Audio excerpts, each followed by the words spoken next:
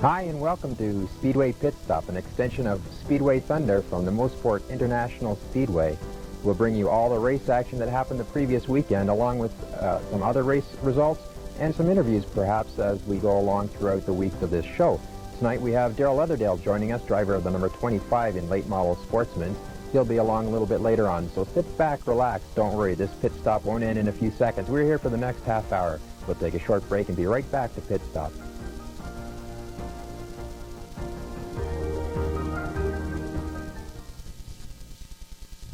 Part sponsors of tonight's telecast are Phoenix Car and Truck Rentals, locally owned and operated to service all your daily car and truck rental needs. Conveniently located opposite the Oshawa Shopping Center. Find us fast in the Yellow Pages. Get a clear view of the auto racing world. Subscribe to Performance Racing News. Each issue contains articles from international road racing to your local racing heroes. For more information, call 416-922-7223. Still using old-fashioned, outdated business cards? Let ColorTech add the full-color excitement of photography to them. For more information, call 321-8100 or in Mississauga, 507-0117. ColorTech, part sponsors of this program. Welcome back to Pit Stop. I'm Glenn Butt. Later on, we'll have Darrell Leatherdale in the second half of the show joining us for an interview. But right now, let's get to the race action as we've got lots to talk about. First off with the heats. In the heat number 1, it was the Thunder Cars. Ray Tomsett from West Hill took the win. In second was Terry Shaw, also from West Hill, the number 66 car. And rounding out the top 3, Robin McNiven, the number 91 car. Next in line for the heats, we had the Mosport late models. Joe Gonsalves out of Concord in the number 93 car took the win, followed by Dwight Brown from Willowdale and Rod Sauter, the number 46 car from Port Perry. Next in line, the Street Stocks took to the track for the first time in the evening, and it was David Lee coming away with the win, the number 09 car from Nestleton. Derek Henderson finished second in number 71 car out of Oshawa, and in third, it was Bob Fish, the number 78 car, also from Oshawa. Next in line for the fourth heat of the night, the late model Sportsman's. Ken Paston with the win in the number 0 car out of Caledon. And then it was Alex Hamilton finishing second, followed by Frank Godot out of Markham in the number 27 car. That rounded out the first set of heats for all the classes that night, Saturday, July 16th. Next in line, the Thunder Cars back out on the track for heat number 5. Richie Minette with the win, a strong run for Richie all night long, the number 5 car. Then Doug Todjon, the current points leader in Thunder Car and defending champion from 1993, finished second. Don Cummings came home third. Moving right along into the sixth heat was the Street Stocks. Rick Boucher out of Oshawa, the number 32 car, finished first. In second, Glenn Fricker, Pickering native, along with Jim Roster in third out of Bowmanville. That was the 6th of 12 heats from Saturday night. In the 7th heat, the win went to Jamie Keller in the number 94 car out of Cannington. And the 8th heat was the Street Stocks once again, and they put on a fantastic show as Derek Henderson in the number 71 car lost the right front wheel on the last lap in turn 2, putting him into the wall. Derek was running third at the time. David Lee and Royce Jones, the number 09 and 10 cars, crossed the checkered with about a bumpers apart from each other, separating the two of them. Neither of the drivers knew exactly who had even won the race. They both pulled up to the start-finish line to grab the checkered flag for a victory lap, and it was the 09 of David Lee with the checkered flag in hand taking the victory lap. Royce Jones finished second. The 9th heat of the night, the Thunder Cars back again. Richie Minette with the win, the number 5 car out of Georgetown. Second went to Dan Robinson out of Scarborough, the number 2 car. And finishing third in the number 6, also from Scarborough, was Scott Harrison. The 10th heat of the night, the Mosport late model, saw Joe Gonsalves back into the victory circle once again in the number 93 car. And finishing second was Andy Salmers out of Janetville, the number 11 car. And in third, Dwight Brown, the number 2 from Willowdale. The second last heat of the night, the Street Stocks.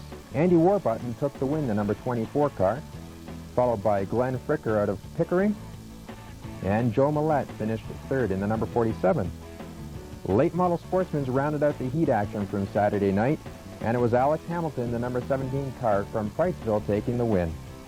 Gary Mead, the number 88 out of Aurelia, finished second in his Thunderbird, followed by Ken Paston out of Caledon in the number 0 car. That was the exciting heat action as we look forward to the features. They'll be right back after this short break.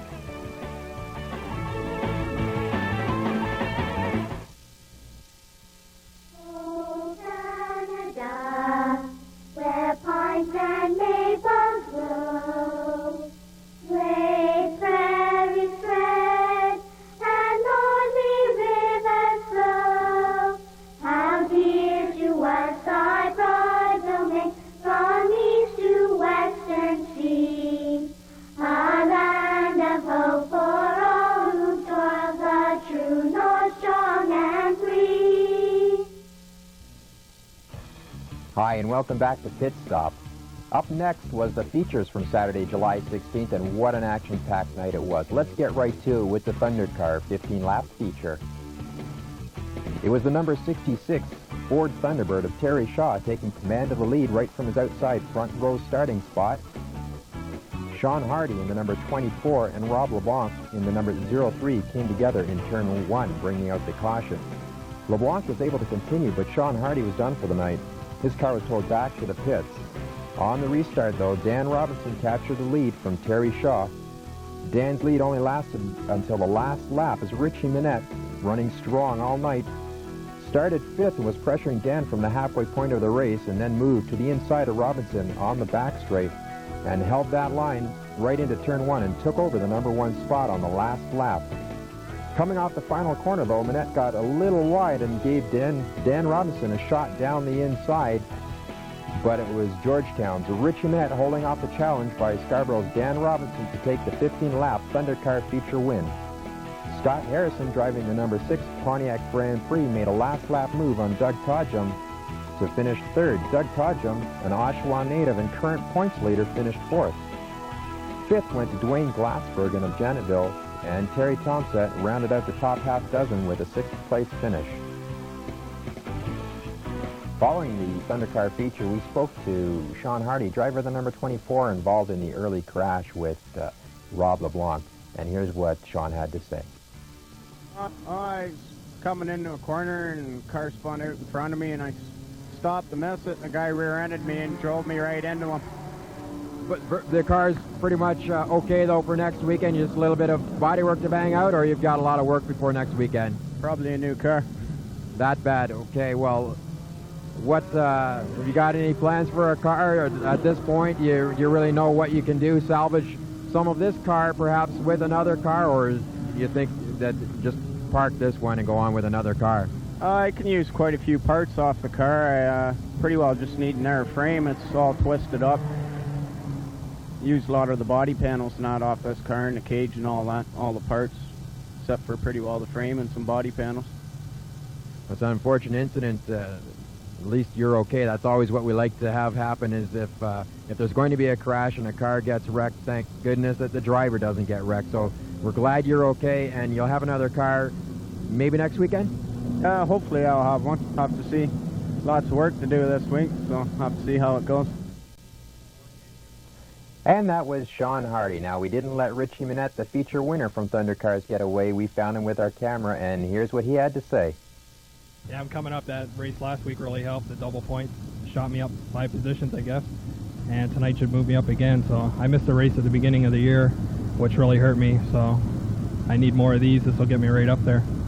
And your father, Vic, was 5th in points coming into tonight, I believe. And actually, there's 4 of you racing together. How is it you've got your father, a brother-in-law, and a cousin, is it, that's racing out there with you? So 4 of you is trying to do battle against each other. Must get a little heated in the pits sometimes. Yeah, it does. My dad used to race about 20 years ago, and I started back in endurance racing.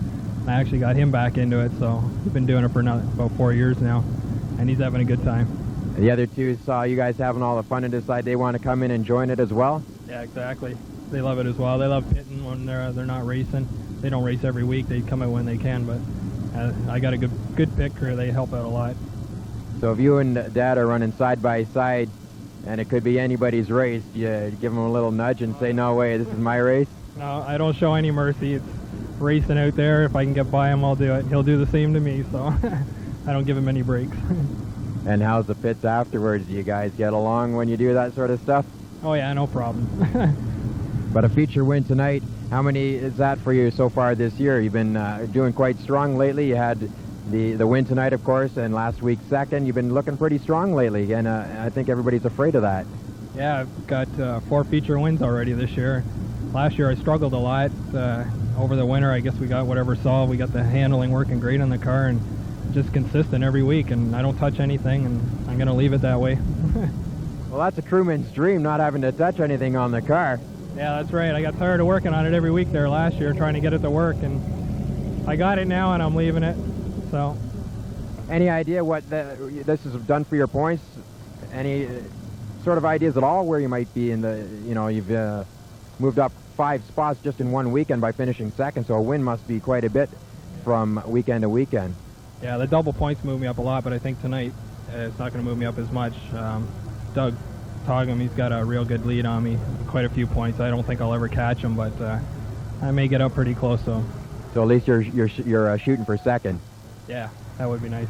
But if you can get Doug, all the better, right? That's right. Yeah, Doug's just got to miss one race, and that'll move me right up there. Okay, congratulations, then. That was Richie Minette, the feature winner from Thunder Cars, but in the top 10, it's still Doug Togham out in front, the number 28 car out of Oshawa. Doug, with 670 points, leads Rob Fulton from Oshawa as well in the number 21 car with 628 points.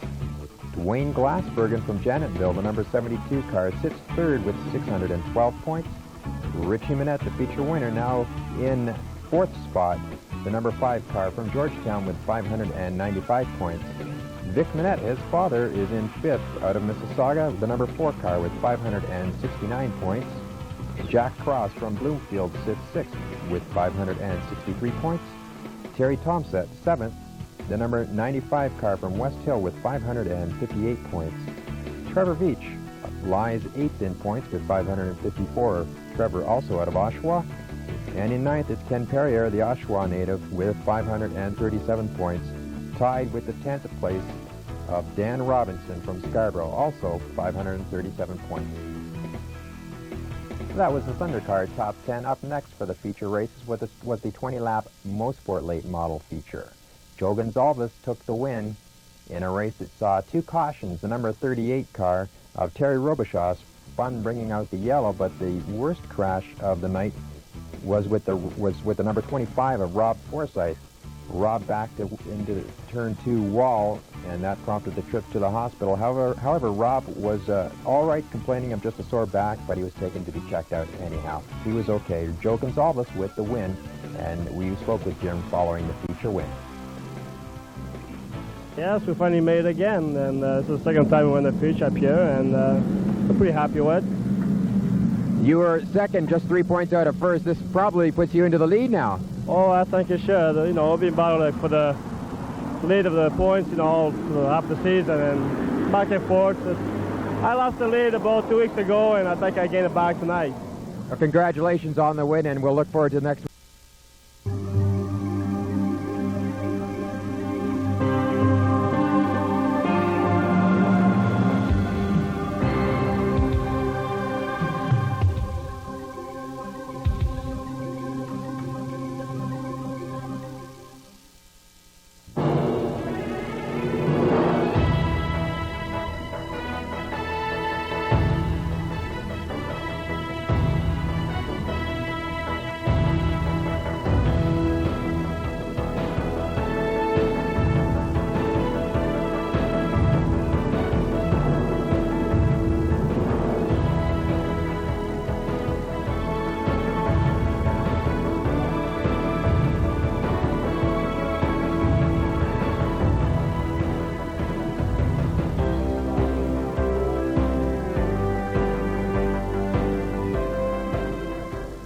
Hello and welcome to Speedway Pit Stop, the show where we try and bring you just a little bit closer to the action at the Mosport International Speedway. We wrap up the weekend's results, give you the top 10, and do driver interviews as well. And if time permits, we'll try and get in some other neat stuff as well for you. Today we've got Andy Warbutton joining us in the second half of the show, the driver of the number 24 car leading points in street stock. We'll take a short break and be right back, but hang on and relax because this is a 30-minute pit stop, but you'll enjoy it.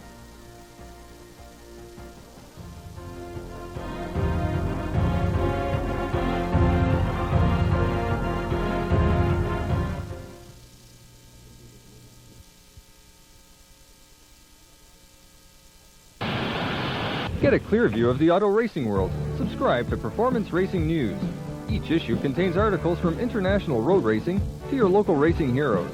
Or a trial issue called toll-free 1-800-667-7223. This telecast was made possible with the support of Frank's Auto Service. Friendly local service, specializing in alignment and mechanical repairs for all makes and models.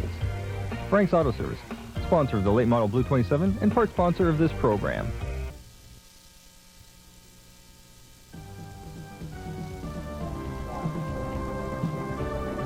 Welcome back to Speedway Pit Stop. We have plenty to talk about. I'm your host, Glenn Butt, so let's get started with the features in Thundercar. The 34 cars took the green flag on the 15-lap race, and it started off with a bang as Tim Woodcox in the number 68 let the engine go, the drop of the green flag. The field was brought to a stop on the front straight as the track crews went to work with the speedy dry, cleaning up the oil left behind from the 68 car. On the restart, Dan Robinson led from his pole position with the 3P of Pop Sullivan running in second. Scott Douglas quickly passed the 3P for second and set his sights on Scott Douglas for the lead. Meanwhile, Georgetown's Richie Minette was charging his Chevy Malibu number 5 up from the 6th starting spot to make the lead a 3-car battle. Around the outside went the number 5 past Douglas for second, then Dan Robinson for the lead. For 2 laps, Richie Minette was credited with the lead, but only by the margin of a bumper, as Dan Robinson, a native of Scarborough, was not letting Minette have the lead without a challenge. The two drivers continued to run door handle to door handle, swapping the lead, while Scott Douglas in the number 6 Grand Prix had to watch the two drivers just in front of him, hoping for an advantage that one might show over the other. Richie Minette eventually pulled in front as Scott Douglas made a move to the outside of Robinson's number 2 car on the exit of turn 4. Douglas and Robinson went side by side into turn 1 with Douglas's car tight to the inside of the track, muscling his way past Dan Robinson for the second. With just a few laps remaining, Scott Douglas caught the number 5 of Richie Minette, only to have to get out of the throttle and go wide through turn 2, avoiding the spinning car of Terry Shaw.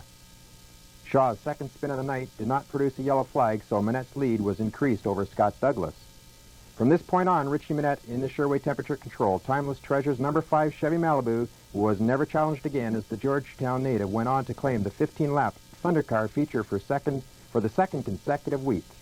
Scott Douglas finished second, while Dan Robinson held off a challenge by Terry Tomsett to take third. Following the race, I spoke to Richie Minette, and here's what Richie had to say. Congratulations, that's back-to-back feature wins and a second before that. Great, thanks a lot. It was another good run today. Kept it off the wall this time, and it was good. I enjoyed it. Got up the front, and I stayed up there. And that little wall banging earlier, obviously no problem with the car. No, it didn't hurt at all. Actually, a ball joint fell out of the bottom, but it was bobbling up and down out there, but it stayed in and seemed to handle a little better even with that falling apart. But congratulations once again on the feature win. Thanks a lot. Richie Minette. That was Richie Minette. Now let's take a look at the top 10 for Thundercars. It's still the number 28, Doug Todgham from Oshawa. He's out in front with 735 points. Dwayne Glassbergen out of Janetville lies second with 676 points. Richie Minette now up to third. He has 674 points. And Rob Fulton, he sits fourth, the Oshawa native, with 667 points. Terry Tomsett rounds out the top 5, the West Hill native, with 625 points. Vic Minette next in line with 617 points, followed by Jack Cross at 603. Dan Robinson, he's moving up with 601 in a tie with Trevor Veach for 8th spot, also with 601 points. Rounding out the top 10 for the points championship in 1994, it's Ken Perrier out of Oshawa, the number 9 car with 591 points.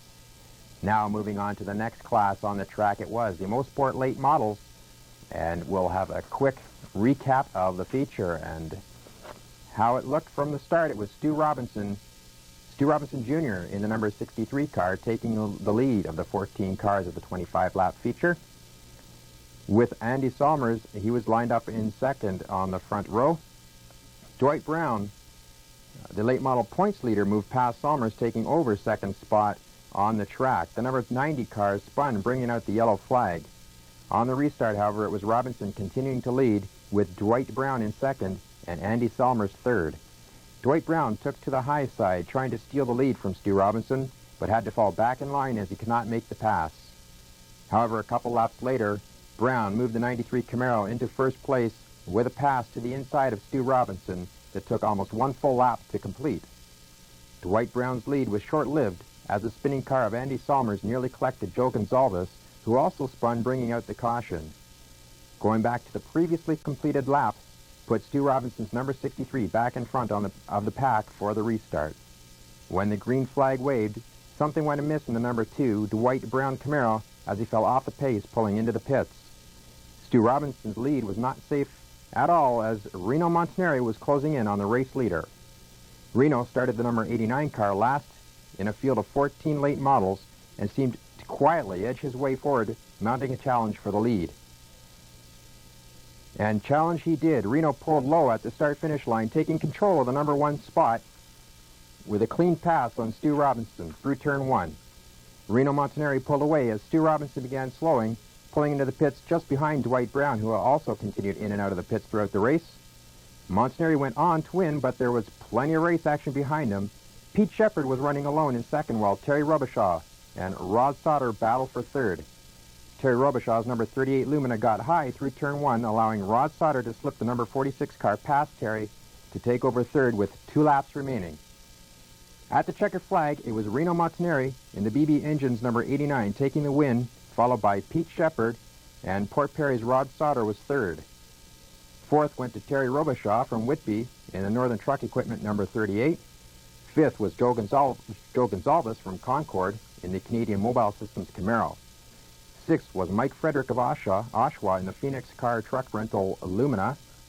And rounding out the top 7 was Brad Pearsall in the Slick 50 Great Tools Indoor Formula Cartways number 06 Camaro, one of the new late models here at Mosport International Speedway. I spoke to the very happy and excited Reno Montanari just after the feature win. I'm happy. The boys did a nice job working on it, getting the car ready. It was great. I can't say more. I wasn't even supposed to be here tonight. I'm supposed to be at a wedding, but it's in my blood, so I'm here.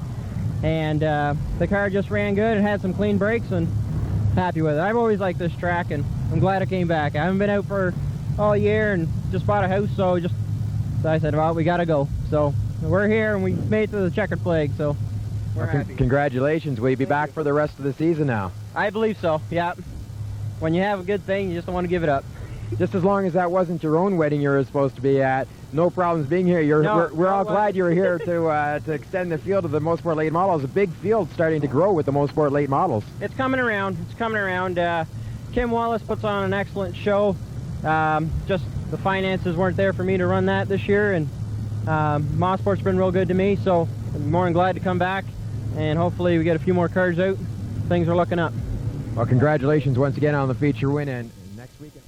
Reno Montanari took the win, but looking at the top 10, it's still Dwight Brown out in front, the Willowdale native with 422 points to Terry Robichaux's 398, Terry out of Whitby.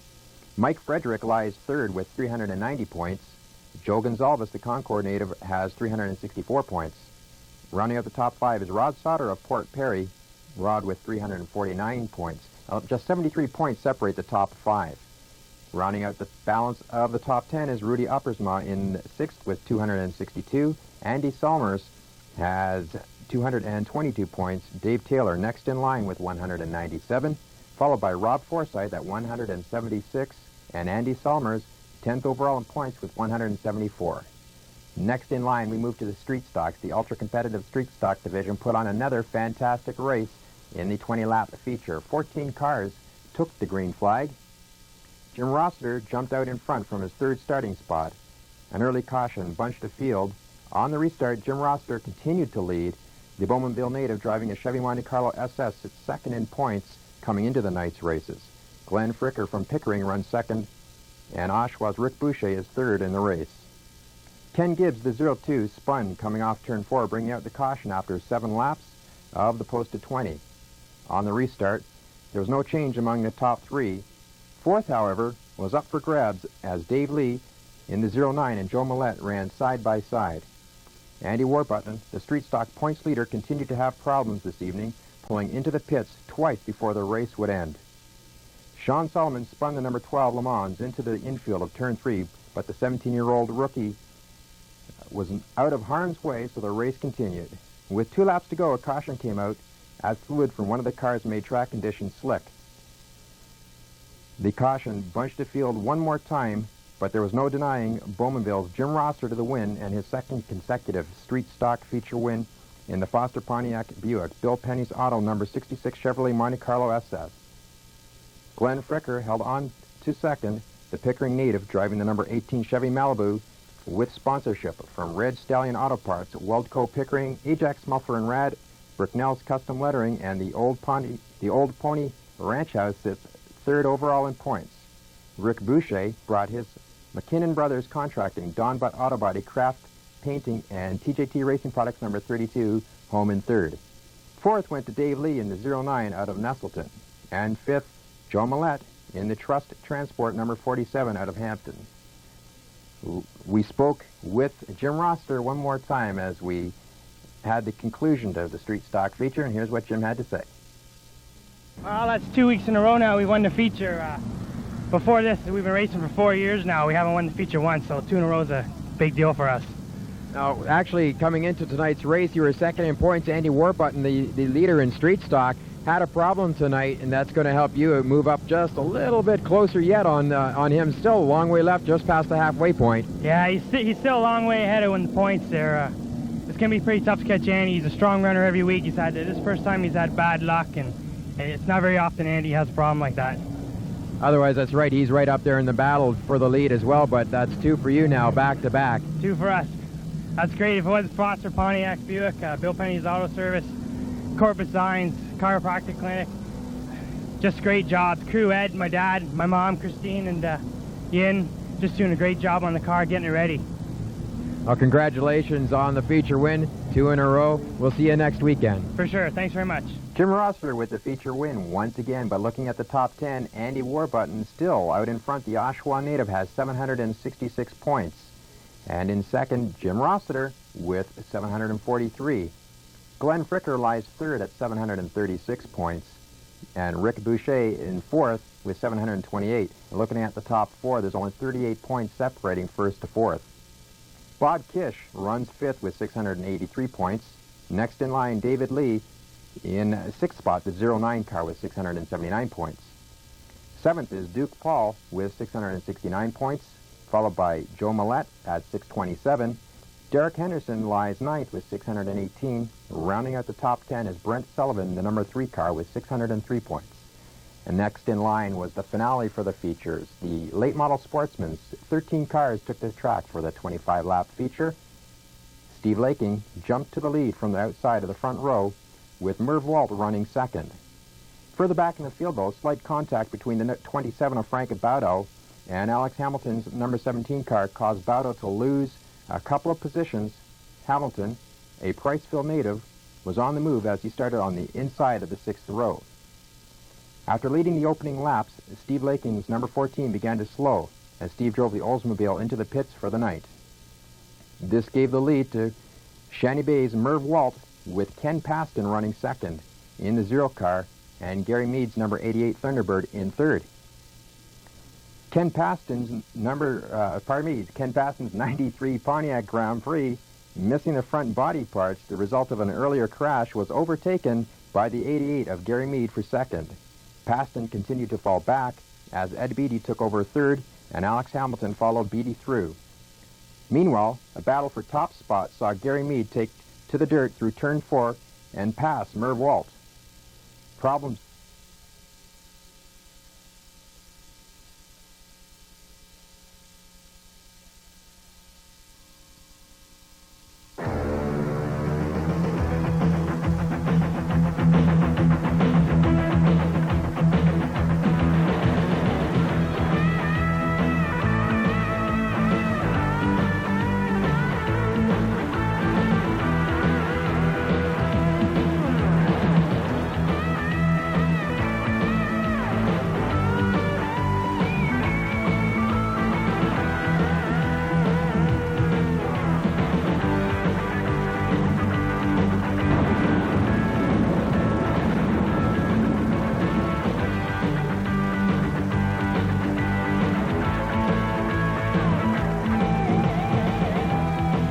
everybody, and welcome to Speedway Pit Stop. I'm your host, Glenn Butt, and let me tell you about an action-packed 30 minutes we have coming your way. We'll recap the races from July 30th, and joining us in the second half will be Brian Bassett and Gord Morse, two of the top tech men at the Mosport International Speedway. So get the VCRs ready if you want to learn something about the technical aspects. We'll be right back after this short break.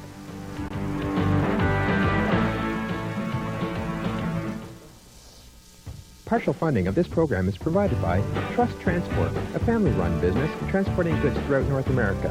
Call 1-800-263-3719. Or better yet, take your family to the Mosport Speedway to watch them racing car number 47 in the Street Stock Division. Get a clear view of the auto racing world. Subscribe to Performance Racing News. Each issue contains articles from international road racing to your local racing heroes. Trial issue called toll-free 1-800-667-7223. Welcome back to Speedway Pit Stop. I'm your host, Glenn Butt, and I've got lots to tell you about, so let's get started with the Thundercar feature, a 15-lap race that had Trevor Veach starting on the pole, but it was Doug Todgham leading the field for the first lap. Signs of a slick track became evident when Jack Cross pulled the 08 Cutlass away from the contact at the retaining wall. The yellow flag waved, bringing the field together under caution. Doug Todgham continued to lead on the restart, but closing was Scott Harrison driving the number 6 Pontiac Grand Prix. Scott Harrison caught Doug Todgham just before the halfway point. Fights for position lasted several laps as Todgham and Harrison ran side by side for the lead, and Glassbergen was trying to keep Trevor Veach at bay for third. John Schill brought out the caution just as Scott Harrison made his move on the front straight to pass Doug Todgham with 5 laps remaining. John's car was out for the night. Now don't blink, because in typical Thundercar fashion, the racing was serious and close, real close. Harrison stood on the gas pedal at the drop of the green flag, trying to take the long way around and capture the lead. Doug Todgham and Scott Harrison ran door-to-door for the next 2 laps. Meanwhile, all the way from the 15th starting spot and closing in on the leaders is Dan Robinson in the green number 2, along with Dwayne Glassbergen. Just as Dan Robinson caught the leaders, an already magnificent drive for the Scarborough rookie turned into the highlight of his season. Doug Todgham slid high in turn 1, forcing Scott Harrison towards the wall. Dan stayed low through turns 1 and 2, finding himself looking at clear track ahead and taking control of the lead. Scott Harrison and Doug Todgham were not done with their battle yet. Coming off turn 4, the back end of Harrison's Grand Prix got away from him, and the car bounced off the front straight wall. He then came across the track and made contact with Todgham's Camaro. A cut tire sent Scott Harrison to the pits, leaving Doug Todgham and Dwayne Glassbergen to settle for second with just 1 lap to go. Gennetville's Dwayne Glassbergen, with a move to the inside in turn 1, passed Doug Todgham to claim second spot. Fourth went to Trevor Veach, and fifth was taken by Terry Thompson. Scarborough's rookie racer Dan Robinson took his first feature win. Was Dan happy about his first feature win? You be the judge. Well, it was the same thing that happened in the heat race. They both, same 2 cars, they went up high, and I was just hoping the same thing was going to happen again, and it did, so it worked out great. Well, congratulations. Dan Robinson with a well-deserved win. But now looking at the top 10, though, Doug Todgham, he's still out in front with 814 points, just 67 ahead of Dwayne Glassbergen in second. And running third is Rob Fulton with 715 points. Now here's how the rest of the top 10 stack up in the Thundercar points.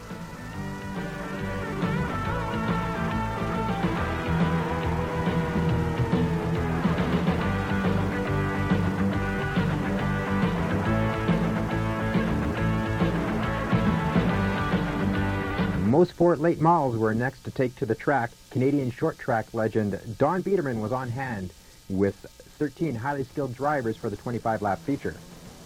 Oshawa's Mike Frederick in the number 22 Chevy Lumina with Rudy Oppersma from Whitby in the number 75 Buick Regal occupied the front row. Rudy jumped to the early lead, while current points leader Dwight Brown moved his Camaro around Mike Frederick for second and began his quest for the lead. Dwight Brown was not to be denied the lead as he caught Rudy Oppersma, then went for the lead on the back straight, completing the pass through turn 3. Running third is Rob Milwain from Keswick. Don Biederman runs fourth. Dwight Brown pulls away, leaving a tremendous battle for second amongst Rudy Oppersma, Don Biederman, Reno Montanari, Rob Milwain, and Rod Sauter. The 5 drivers swapped position and run side by side for several laps, but finally, Reno Montanari forges his Camaro solidly into second, and Don Biederman picked up third. At the checkered flag, Willowdale's Dwight Brown was first across the line in his number 2 Chevy Camaro. Reno Montanari settled for second. Don Biederman held off Rob Milwain to finish third. Rod Sauter was fourth. The late model feature ran caution-free until the last lap. The yellow flag waved along with the checkered as a crash occurred in turn 1. Mike Frederick spun the number 22, but kept going. However, Darrell Maroney's car sat against the wall with heavy front-end damage. I asked Darrell about the crash. Well, it was working perfect. We started dead last in that race, and we worked our way up to 7th on the last lap, and I think I was working the front brakes a little too hard because I melted the front right brake right off the car, and the rotor exploded. And when it let go, it caused the car to spin and caught the wall up there on the last lap. It's quite a bit of damage. I think we've bent the frame in it, and it'll be a lot of work for me and the boys next week. That was Darrell Maroney, and of course, I also spoke to the feature winner, Dwight Brown. Thank you very much. The R&B Motorsports Camaro ran great tonight.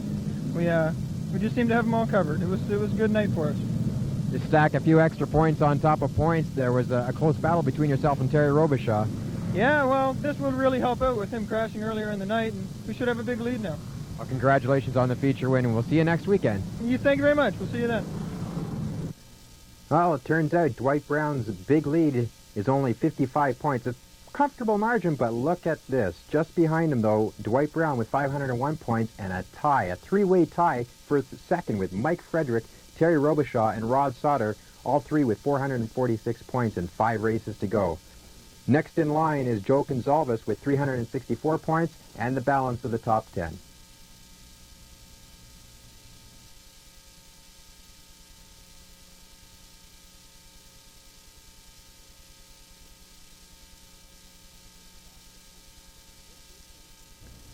Street stocks are next. Rick Boucher and Glenn Fricker occupied the top 2 spots for the start, with Boucher taking advantage of pole position to lead the field during the opening laps. Sean Solomon was about to go a lap down, running low on the track, having problems with the number 12 Le Mans. Boucher encountered Solomon's car through turns 3 and 4. Rick slowed just enough to give Jim Roster the hole shot coming off turn 4, and it was a drag race with Rick Boucher down the front straightaway. Door-to-door racing into turn 1, Rossiter on the inside took over first. Glenn Fricker follows through for second. Rick Boucher, now third, was just ahead of points leader Andy Warburton, running fourth with Joe Millette in fifth. After some wheel-to-wheel racing between Jim Roster and Glenn Fricker, Fricker made his move into turn 1 on the 10th lap. The two cars came together, resulting in Jim's car spinning and tearing the axle out. A caution flag was drawn, and we caught up with Roster in the infield, and here's what he had to say about the crash. Well, we're going into turn 1 there, and Glenn didn't give me enough room. I come down a little bit. I don't know what happened. He got in the back of me, turned me around, didn't even get off the gas, spun me right around. Cars get sideways like that with the rear ends we have. It just breaks the axle off, and no chance to get it back. I thought first I had a flat tire, but unfortunately not. Well, 2 can play the game, but we'll be back next week. While Jim Rossiter cooled off in the pits, Glenn Fricker assumed the lead on the restart, with Rick Boucher second and Andy Warburton third. Some cars came together in turn 4, but it was the number 78 of Bob Kish getting the worst. Bob was able to rejoin the field for the restart. With the green flag waving again, Glenn Fricker led Rick Boucher, Andy Warburton, and Joe Millette in that order, with no more than a car length separating each car. Joe Millette's night would end early as the engine in the Trust Transport number 47 Buick Regal let go just past the start-finish line, sending cars sliding in the oil.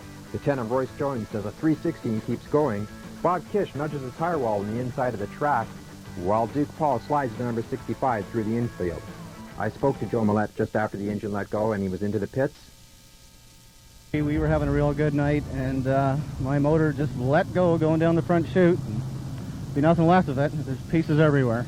The cleanup crew's out on the track right now, just putting down the Speedy Dry. A couple of the other cars, I saw the 78, Bob Kish, he got involved as well. But I don't think anybody got seriously into the wall, which is a good thing, at least, that nothing, I think, is going to happen to any of the cars except for yours, of course.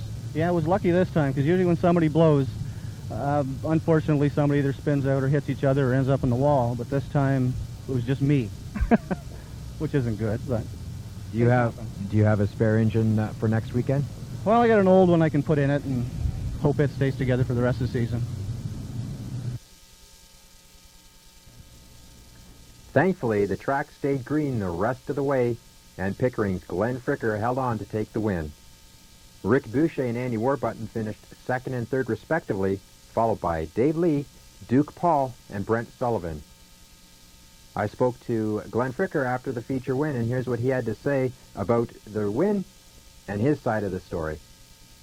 Thank you very much. The car was working super. My crew did an excellent job. We played with it. Didn't work good in the second heat, but they got it right back where it needed to be. Me and Rossiter got together.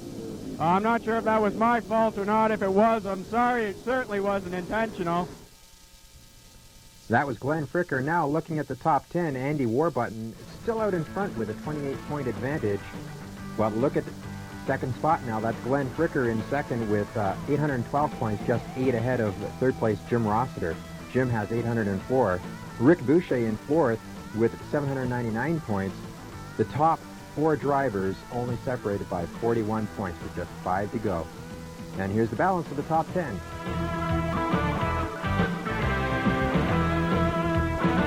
The 25-lap feature for late model sportsmen capped off the night with Al Thompson on the pole and Randy Gray alongside. Gray took the lead on lap 1, while Thompson had to contend with Frank Baudo for second. Already up to fourth, after starting 8th, was late model sportsman the Hot Shoes. The past couple of weeks, Alex Hamilton. Hamilton disposed of Baudo quickly. Another bad luck night for second in points, Ken Paston in the Zero Pontiac Grand Prix. He sits on the pit road out of the race. Meanwhile, Alex Hamilton had just passed Al Thompson, and now, you guessed it, puts the pedal to the metal past Randy Gray and on to the feature win. Randy Gray ran unchallenged to finish second. At the checkered flag, Frank Baudo was third, followed by Merv Walt, Al Thompson, Darrell Leatherdale, Gary Mead, and Ed Beatty. Looking at the top 10 now for the late model sportsmen. Darrell Leatherdale still sits atop the points with a 104-point advantage. He has 818 points to Ken Paston's 714. Alex Hamilton lies third with 693 points. And a look down at the rest of the top 10, and that's it for the late model sportsmen. We'll take a short break and be right back with Brian Bassett, the track director at Mosport International Speedway, along with Gord Morse, the tech inspector. We'll be right back to Speedway Pit Stop. Partial funding of this program is provided by Trust Transport, a family-run business transporting goods throughout North America. Call 1-800-263-3719. Or better yet, take your family to the Mosport Speedway to watch them racing car number 47 in the Street Stock Division. Get a clear view of the auto racing world. Subscribe to Performance Racing News. Each issue contains articles from international road racing to your local racing heroes. For a trial issue, call toll-free 1-800-667-7223. Welcome back to Speedway Pit Stop. It now gives me great pleasure to introduce two of the guys that have the job of keeping control of the cars and the legal aspects of racing at the Mosport International Speedway. Brian Bassett, the track director, and Gord Morse, one of the tech inspectors. And Gord, you're not just there alone. You've got 3 other guys helping along with the tech inspections. Ed Vanderbilt, Brian Appleby, and John Kadazzi are the extra guys along helping you out. Now, a lot goes on behind the scenes, and it takes a lot of people to put on the races, and certainly keeping the guys in control of their cars and not getting carried away with some of the rules, and that's where you guys come into play. Just quickly, when they start up the heats, Brian, how do they set the grids to start the heats and then for the features as well? Well, at the beginning of the night, they go on a point system for the past 3 weeks. Their positions are selected with the number of points that they've got. And then at the end of the night for the features, the positions that they finish in each of the heats are recorded. Whoever has the highest number of points in the first 2 heats draws a number, and that number could be from 1 to a dozen, we'll say. And then they will invert the starting positions by whatever number the fellow draws, and that's where they start.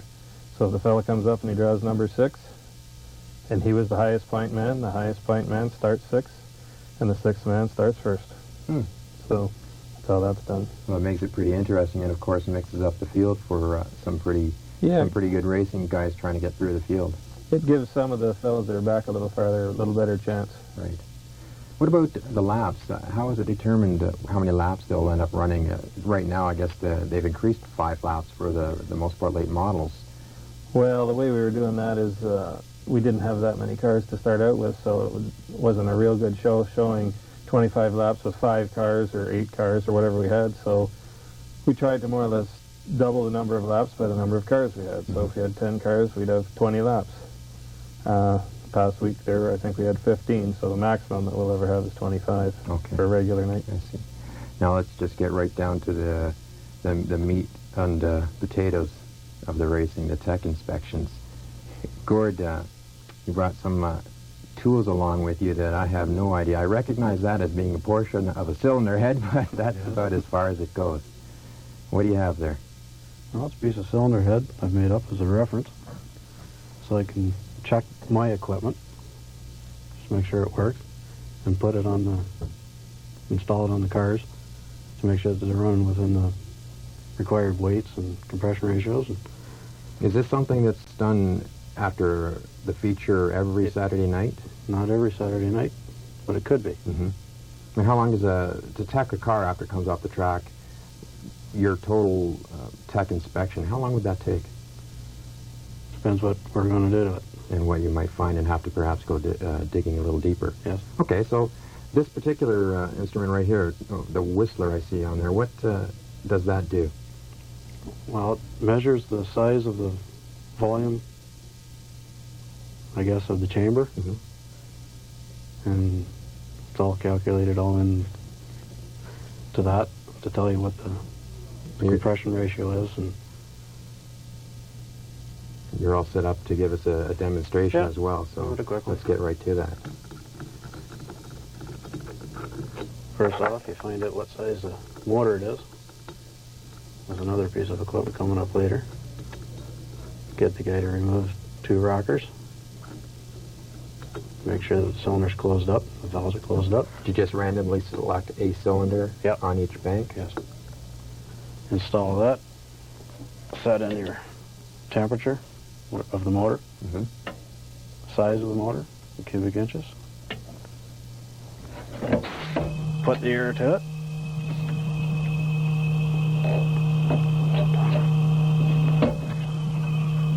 And then on the display, that's your compression ratio. Bring the piston all the way to the top and it'll come up to there. 10.5 to 1. Yeah. What compression ratios are you looking for in the various classes? Depends what they're running for weight. If they want to run a lower weight, it's lower compression ratio.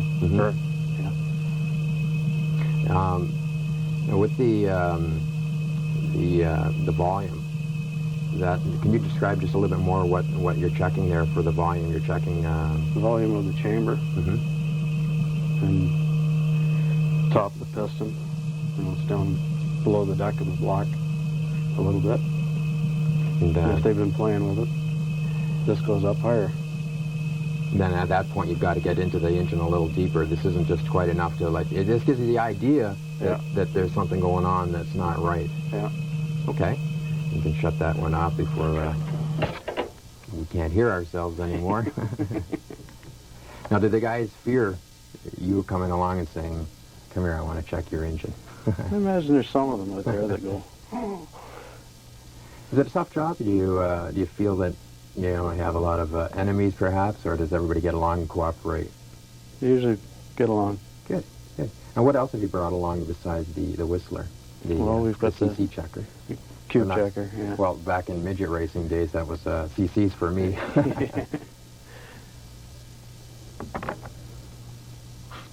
Same thing again. We got them to remove the rockers. Install this unit into the spark plug hole. Yeah. Hook up the hose in both cases. And we get them to roll the motor over. When it rolls over, this plastic puck here shoves this rubber ring up so far to wherever whatever number you get there. Temperature of the motor again comes into effect. And then we just look up on our little chart here, whatever it happens to be. Comes up to 42 at 140 degrees. She's a 350. How does the temperature come into play with both of these instruments? I'm not sure. But it's obviously something that's needed, or else they wouldn't put it on there. Yeah. Right. Interesting. And again, you don't really go through this all the time, but No. Perhaps at least one or two of the cars a night would get checked this way. Yes. Okay. And what else have you got with you here? This is one of the most commonly used tools at our track. It's a quick check to make sure that the carburetor is the right size. The carburetors are supposed to be stock, so a fella can pull up and we can just take that instrument, poke it down in there. Quite often it'll fit in. If it fits in, then this carburetor has been tampered with. We can do that while it's still on the engine. Now, if we want to get a little bit more technical, we can ask them to take it off, and then we take this tool right here, and we can check the bottom of the carburetor, like that. If it fits in there, obviously he's cheating too. So that's just a quick check for checking the carburetors. There are other things that we will be looking at, but these tools are used pretty regular. If there's any suggestion that anything's been tampered with, so we'd look a little farther possibly. And this is basically just a portion of the equipment that you guys will use at the track. There's the weigh scales, of course, that are mounted on a concrete pad that the cars drive on. Cost for this type of equipment, what sort of dollars would it cost to outfit the track? Well, this is about $3,000 to buy new. Cube checkers about $1,000. Scales are probably $300 to $3,500. And these aren't just your bathroom scales that you go down to the department store and buy. These are high precision calibrated scales. Yeah. Okay. And now just a little bit more with going back to the racing itself. As far as borrowing cars go, last weekend Richie Manette had a problem in the heats, or pardon me, in the practice, and borrowed his father's car. Yeah. What's the ruling on borrowing cars and establishing points? Well, as long as you start with the car, that's fine. Like, there's nothing to say that you didn't actually bring that car, correct? But only one of them can run it in the feature. Right. So last week, the father ran his own car and the son sat at the side. Okay. There have been a few other fellas want to borrow cars that were in classes below what their class is, and that is definitely a no-no. They can't do that. So if you start out the night, you're probably okay. It doesn't happen very often, but people get in a position where they're up in the points and they don't want to lose their points, so they'll borrow another car to get by the night. Right, and they just get all the normal points they would. Yep.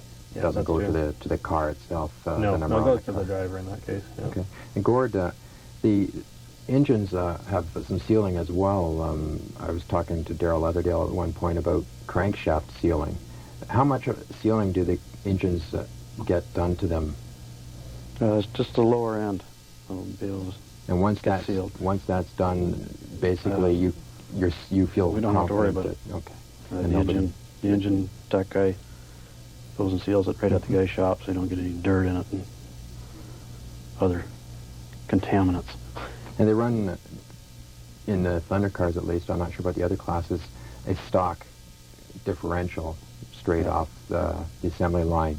Yes. Are they allowed to lock or make that a live axle? No, they can have posi or limited slip or just straight. What about the weights for the various classes?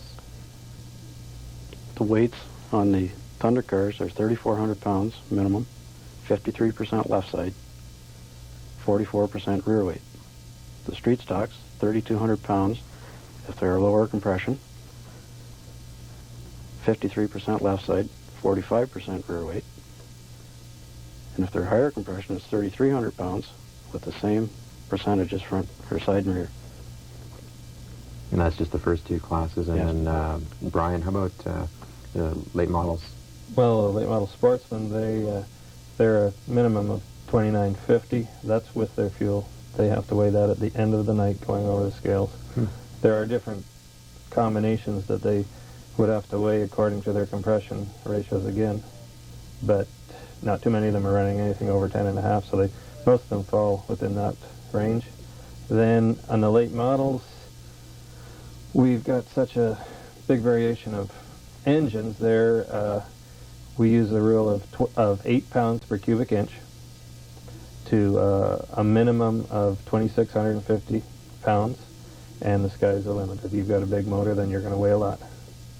And that's pretty well it on the weight for them. The left side ratio and the rear ratio that you had mentioned, Gord, obviously you're running left hand all the time. It's an advantage to have your weight to the inside.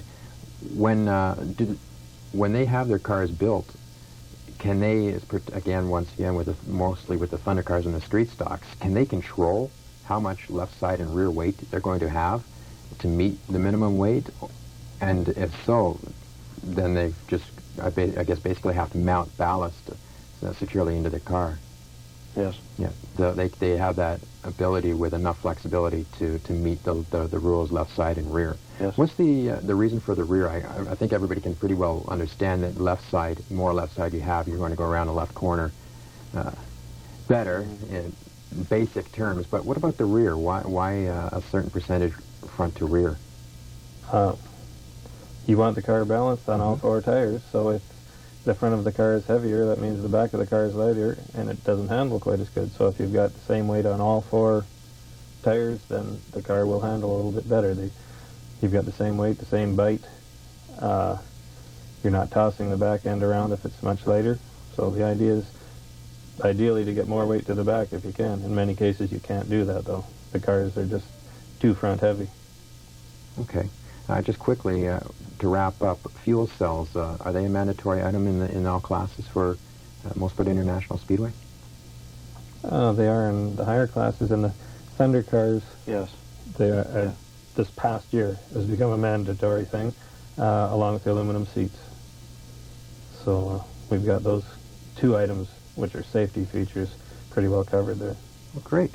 There's obviously a lot more that we could get into and pick apart each class individually with the rule book, a rather large rule book that unfortunately the drivers only have to memorize their portion, but you gentlemen have to know the whole book. I give you great credit for that. Thanks for coming into the studio, and I'm glad to have both of you here at the Speedway Pit Stop, and we'll see you once again at the track Saturday night. Thanks for having us. Great. We're proud to have both of you here on Speedway Pit Stop, and if you'd like to see tech inspection take place, come out to Mosport International Speedway Saturday, August 6th. As Speedway Thunder continues, they'll be doing tech inspections following the features. You're all invited to take part and watch. That'll do it for another edition of Speedway Pit Stop. Pit stops wouldn't be complete on the racetrack without a great crew, and I'd like to thank our crew. We'll see you next week at the same time.